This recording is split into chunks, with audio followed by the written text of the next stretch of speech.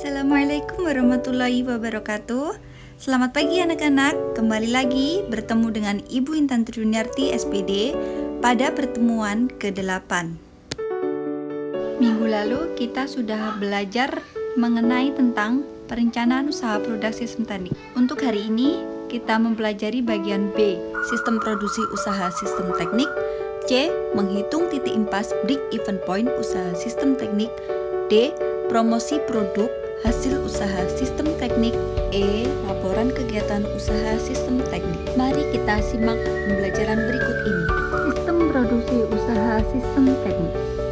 Aneka produk usaha sistem teknik. Contohnya adalah Alat pencetak arang briket,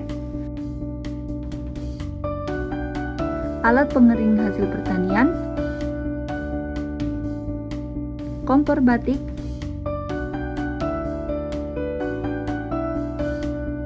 alat pengambilan zat warna alam indigo. Manfaat produk usaha sistem teknik antara lain: A. Keberadaan karya produk usaha sistem teknik memberikan manfaat bagi kesejahteraan masyarakat yang menggunakannya. B. Solusi bagi peningkatan produktivitas dan efektivitas dalam menjalankan produksi usaha rumahan. C. Memberikan kemudahan, meningkatkan kualitas dan jumlah dalam berproduksi. D. Memacu kreativitas dan inovatif pembuatnya untuk terus berkarya mencapai optimal. E. Terciptanya lapangan pekerjaan untuk mewujudkan karya inovasi. Potensi usaha sistem teknik di daerah. Batik. Tenun adalah produk yang dihasilkan oleh aktivitas masyarakat di sekitar kita. Kita mengenal batik, tenun sebagai sumber daya yang diakui dunia sebagai kekayaan budaya Indonesia.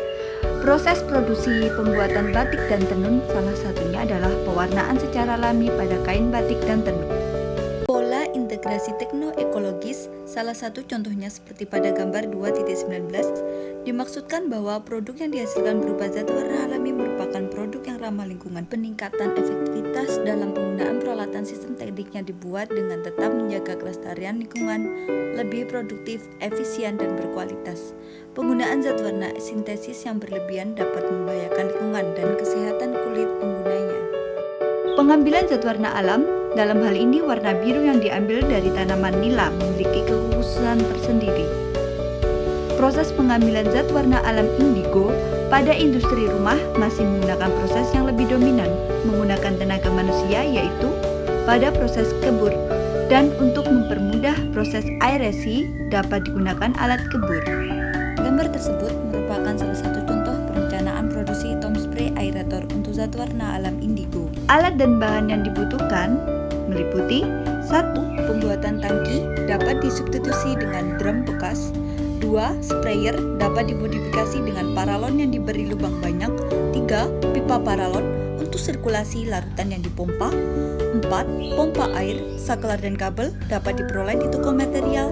5. Rangka penopang tangki. 6. Tanaman Indigo Vera tinctoria. 7. Kapur CaO, larutan CaO atau kapur tohor. Proses produksi dalam pembuatan zat warna alam yang dikembangkan dalam hal ini dibagi menjadi dua bagian, yaitu A. Pembuatan alat spray aerator. B. Pembuatan zat warna alam indigo biru. Lihat pada gambar 2.22 merupakan proses pembuatan spray aerator. Selanjutnya, gambar 2.27 merupakan pembuatan zat warna alam indigo menggunakan spray aerator. Pengemasan produk. Pengemasan produk peralatan sistem teknik dimaksudkan untuk mempermudah pekerja dalam menjalankan suatu pekerjaan untuk mencapai efektivitas dan efisiensi dalam pembuatan produksi. Adapun fungsi kemasan produk antara lain: A. Mempertahankan mutu. B. Memperpanjang masa simpan. C. Mempermudah penyimpanan dan pemasaran atau transportasi. D. Menambah daya tarik bagi konsumen, memberi informasi dan sarana promosi. Produksi zat warna indigo yang terdiri dari dua jenis, yaitu basah dalam bentuk pasta dan tepung, maka bentuk kemasan bagi keduanya berbeda. Menghitung titik impas break even point. Pengertian break even point: analisis BEP merupakan alat analisis untuk mengetahui batas nilai produksi atau volume produksi suatu usaha untuk mencapai nilai impas yang artinya suatu usaha tersebut tidak mengalami keuntungan ataupun kerugian. Menghitung BEP. BEP produksi dan BEP harga dapat dihitung dengan menggunakan rumus sebagai berikut. BEP produksi sama dengan total biaya dibagi harga penjualan.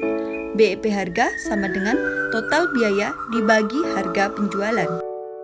Dari perhitungan BEP produksi dan harga, diketahui bahwa titik impas usaha pembuatan zat warna indigo dicapai ketika produksi pasta mencapai 25,23 kg atau harga pasta indigo sebesar Rp 20.180 per kilogram.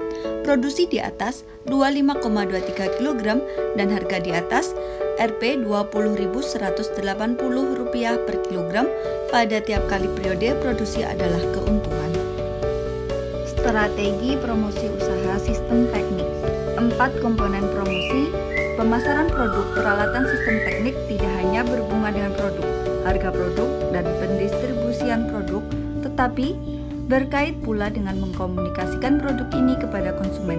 Untuk mengkomunikasikan produk ini perlu disusun strategi yang disebut dengan strategi promosi, yang terdiri dari 4 komponen utama, yaitu periklanan, promosi penjualan, publisitas, dan penjualan tatap muka. Tujuan utama mempromosikan sebuah produk meliputi 1. Memberikan daya tarik khusus bagi para pelanggan. 2. Meningkatkan angka penjualan.